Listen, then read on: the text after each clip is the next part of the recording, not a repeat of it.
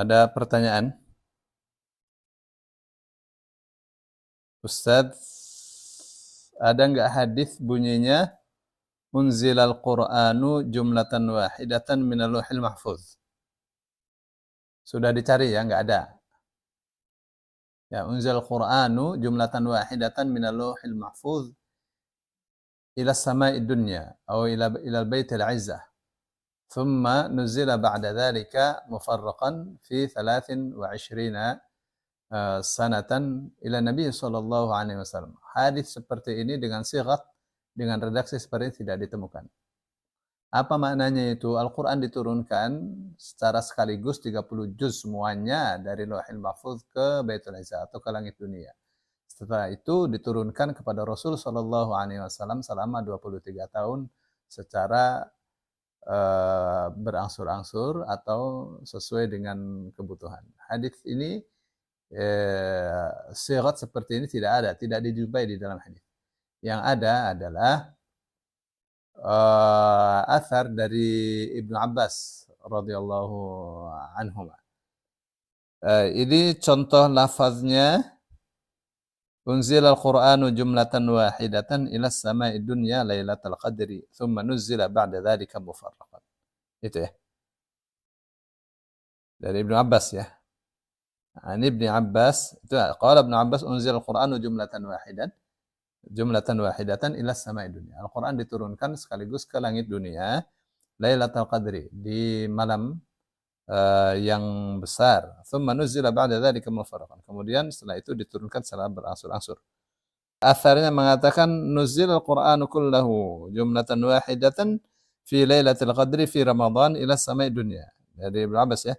Fakana Allah idza arada an yuhditha fil ardi syai'an anzalahu minhu hatta jama'ahu. Ya, Al-Quran diturunkan semuanya sekaligus di Lailatul Qadar di bulan Ramadan ke langit dunia.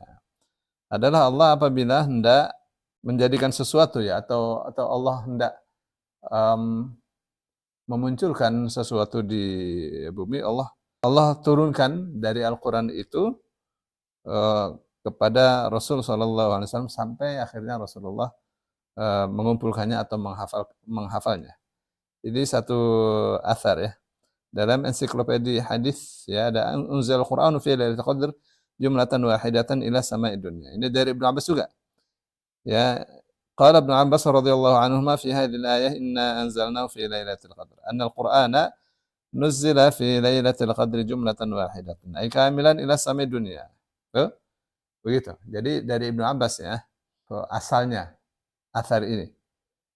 Jadi Ibnu Abbas menafsirkan inna anzalna fi lailatul qadar, sesungguhnya kami turunkan Al-Qur'an di Lailatul Qadar, bahwa Al-Qur'an turun di Lailatul Qadar secara sekaligus semuanya. Kemana? Ke langit dunia. Di lafaz yang lain, ini pendapat yang paling banyak dari ulama tafsir ya. Anna al-Qur'ana qad nuzila min al-lauhil mahfuz ila samai dunya lailatul qadr jumlatan wahidatan. Thumma nuzila ba'da dhalika munajjaman fi 23 sanah. Bahwa Quran itu diturunkan dari Lauhil Mahfuz ke langit dunia di Lailatul Qadar secara sekaligus 30 juz. Kemudian diturunkan setelah itu secara berangsur-angsur dalam tenggat waktu 23 tahun. Itu ya. Jadi hadisnya enggak ada. Adanya di athar. Ya, athar itu asalnya dari mana? Dari Ibnu Abbas radhiyallahu anhu. Jadi itu ya. Jadi unzil Al-Qur'an fi Lailatul Qadar jumlatan wahidatan ila samai dunya wa kana bimawaqi'in nujum.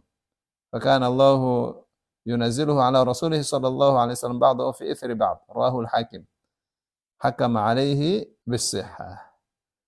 Ya, ini lafaz yang paling masyhur ya. Al-Quran diturunkan di Lailatul Qadar secara sekaligus ke langit dunia. Dan itu diturunkan di tempat-tempatnya bintang. Dan adalah Allah menurunkannya kepada Rasul sallallahu alaihi wasallam sebagiannya setelah diturunkan yang lainnya. Maksudnya diturunkan secara berangsur-angsur. Ya, Hakim meriwayatkan ini dan menghukumnya bahwa ini athar ini sahih. Ya. Terus nuzil al-Qur'an kullahu jumlatan wahidatan fi lailatul qadr fi Ramadan ila samai dunya. Fakana Allah idza arada an yuhditsa fil ardi syai'an anzalahu minhu. Ya, ini diriwayatkan At-Tabari, Hakim mengatakan ini sahihul isnad, sanadnya sahih. Ya. Tapi ini athar ya. Apa tuh artinya tuh? Al-Quran diturunkan secara sekaligus di Lailatul Qadar di Ramadan ke langit dunia. Adalah Allah apabila hendak memunculkan satu peristiwa di muka bumi, Allah turunkan sebagiannya dan seterusnya ya. Terus sebagian riwayat fussila al-Qur'anu min adz-dzikri fa wudhi'a fi baitil 'izzati fis sama'id dunya. Ya, ini dari Ibnu Abbas juga sama saja. Jadi Al-Qur'an itu diturunkan, dipisahkan dari Lauhil Mahfuz, min adz-dzikri Lauhil Mahfuz, lalu diletakkan di Baitul 'Izzah, di langit yang paling dekat, langit dunia. Ini dari Ibnu Abbas. Baik ya, bagaimana itu takhrijnya? Takhrijnya gini. Jalan Daud bin Abi Hind dari Ikrimah dari Ibnu Abbas. Ya, ini diriwayatkan oleh Imam Hakim dalam kitabnya Al-Mustadrak dan beliau mensahihkannya. Ya, tapi yang disahihkan oleh Imam Hakim dalam kitabnya Al-Mustadrak ini diperselisihkan ya.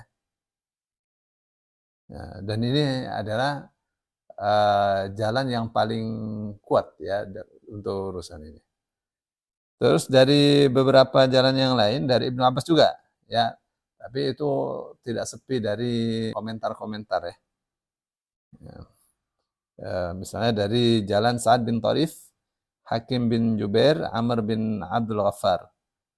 Ya, semua ahlul hadis telah mendhaifkan riwayat ini. Majmu' turuqi yadullu ala thubuti asl al-athari mawqufan 'inda katsirin min ahli al-'ilm. ولهذا اعتمده المفسرون كالطبري والسيوطي وغيرهما في تقرير معنى إنزاله جملة إلى السماء الدنيا ثم تنجيمه على Nabi sallallahu alaihi wasallam. Apa katanya? Secara keseluruhan jalan-jalan hadis ini menunjukkan bahwa asal dari athar ini mauquf ya, mauquf. Yang mauquf ini dijadikan sebagai rujukan oleh sebagian besar ahli ilmu untuk memaknai inna anzalnahu fi lailatul qadar seperti Imam At-Tabari, Suyuti dan yang lainnya. Ulama-ulama tafsir itu ketika menafsirkan inna anzalnahu fi lailatul qadar itu mengangkat riwayat ini, athar dari Ibnu Abbas ya, bahwa maknanya adalah sesungguhnya kami telah menurunkan Al-Qur'an secara sekaligus. Karena mana anzala itu menurunkannya secara sekaligus. Berbeda dengan nazzala yang artinya menurunkan secara berangsur. Nah, riwayat ini yang dibawa ya. Intinya lafaz bahwa Al-Qur'an diturunkan dari Lauhil Mahfuz atau dari adz-dzikr yang ada itu lafaznya adz-dzikr. Dari adz-dzikr Lauhil Mahfuz. Jadi kalau misalnya anzalallahu al-Qur'ana kullahu atau jumlatan wahidatan minal lauhil mahfuz sama saja dengan min dzikri itu. Jadi riwayat bil makna dan itu boleh. Ya. Jadi apa katanya? Walaysat mahfuzatan marfu'atan bi lafdhin sharih ila Nabi sallallahu alaihi wasallam. Jadi kata-kata diturunkan Al-Qur'an secara sekaligus dari Lauhil Mahfuz. Ya, itu tidak ada lafaz itu secara gamblang dari hadis dari Rasul sallallahu alaihi wasallam. Tapi ada yang semakna. Ya, anzalallahu al-Qur'ana kullahu min adz-dzikr. Ya, dzikr ya Lauhul Mahfuz. Itu dari Ibnu Abbas ya.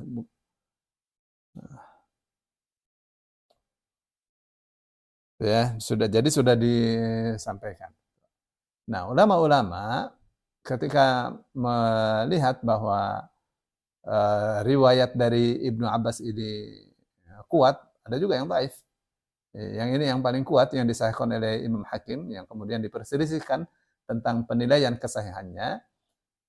Mereka melihat bahwa Ibnu Abbas itu tidak mungkin mengatakan sesuatu yang gaib dari mengarang dari dirinya sendiri, tapi pasti dari Rasul sallallahu alaihi wasallam.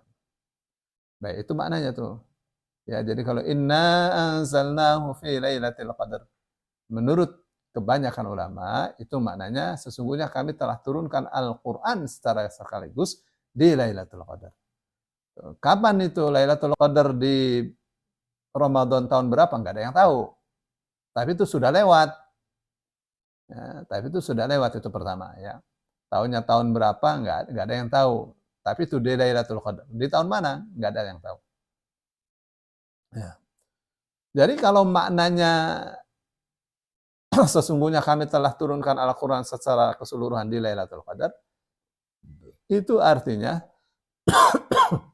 sebelum kejadian yang menyebabkan ayat-ayat Al-Quran diturunkan, ayatnya sudah ada duluan. Ya, misalnya Abu Lahab mengatakan, "Tabban laka ya Muhammad, alihada jama'atana." Celaka sekali kau Muhammad, apakah hanya untuk ini kamu mengumpulkan kami? Lalu turun surat Tabbat yada abi lahabin wa tabb. Ya, sampai akhir surat. Itu bukan ketika Abu Lahab mengatakan seperti itu terus Al-Quran baru muncul. Enggak, sudah muncul duluan. Ya, ayat-ayatnya, surat-suratnya sudah ada duluan. Terjadi kejadian seperti itu baru diturunkan. Ya. Tapi pada hakikatnya sudah ada semua. Ya, makanya ulama-ulama mengatakan bahwa Al-Quran itu adalah takdir yang tertulis, takdir syar'i. Ya, memang isinya ketetapan Allah ya, takdir-takdir, keputusan-keputusan Allah. Orang beriman pasti masuk surga, itu sudah keputusan Allah. Orang kafir pasti masuk neraka, itu sudah keputusan Allah. Sudah takdirnya seperti itu. Nah, tinggal kita memantaskan diri mau masuk surga atau masuk neraka.